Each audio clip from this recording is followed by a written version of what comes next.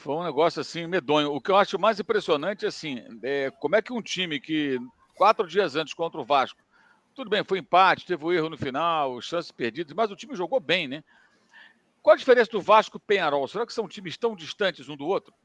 Será que o Peñarol é muito melhor que o Vasco? O Vasco atual, esse Vasco do Rafael Paiva, que reagiu, que está na semifinal da Copa do Brasil, que está bem colocado no campeonato, que eliminou o Atlético lá no Paraná. Atlético ontem derrotou o Racing na Copa Sul-Americana, ou seja, segue numa competição internacional. Será que são times tão diferentes assim?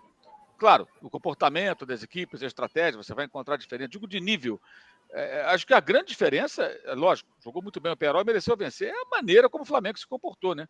Time desorganizado, defensivamente um desastre, sem capacidade de reação, nervoso, tomou um gol.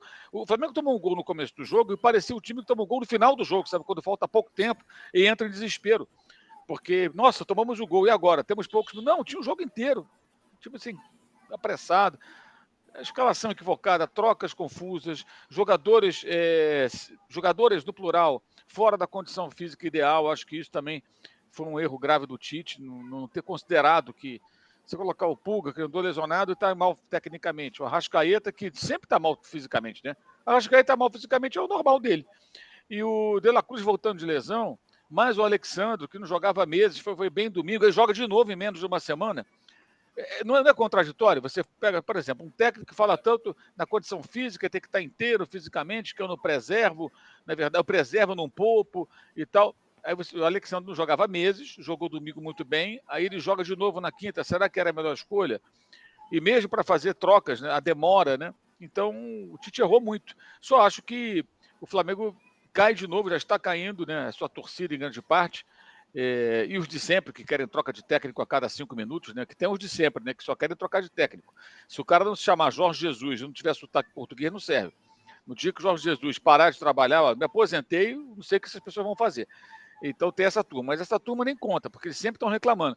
Mas a torcida, de novo, está caindo na armadilha de apontar só para o técnico. E tem mais responsáveis, gente. Tem responsável dentro do campo e fora do campo. O técnico talvez seja o principal deles, ok. Mas não é só ele. Tem mais gente errada aí. Ou será que entra técnico, sai técnico, a mesma coisa acontece, né?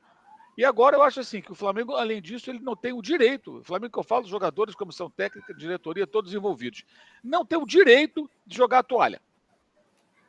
Não venham com um papinho depois aí, mas 2, 3 dias depois, sabe? Ah, não, tem a Copa do Brasil. Não, eles têm que ir lá dentro agora no Caldeirão e rebolar para tentar um resultado. Que é muito difícil, mas não é impossível. Então tem que ir lá e fazer um jogo totalmente diferente. Essa é a missão. O Tite falou ontem, né? Uma oportunidade de fazer algo, alguma história, né? Fazer história, talvez. Acho que ele quis dizer mais ou menos isso. Então faça. Mas aí tem que ser tudo diferente de ontem. E a gente vai falando sobre isso aí durante a nossa live. Boa, Mauro. André, seja muito bem-vindo, André. Quero o seu panorama, né? A sua visão do confronto, dessa derrota, né, do Flamengo diante do Peñarol. Muito bom dia, seja bem-vindo, meu amigo. Bom dia, Léo. Bom dia, Mauro. Bom dia, Isaac aí na produção. Bom dia a todo mundo. Vamos deixando o like e fazendo a inscrição.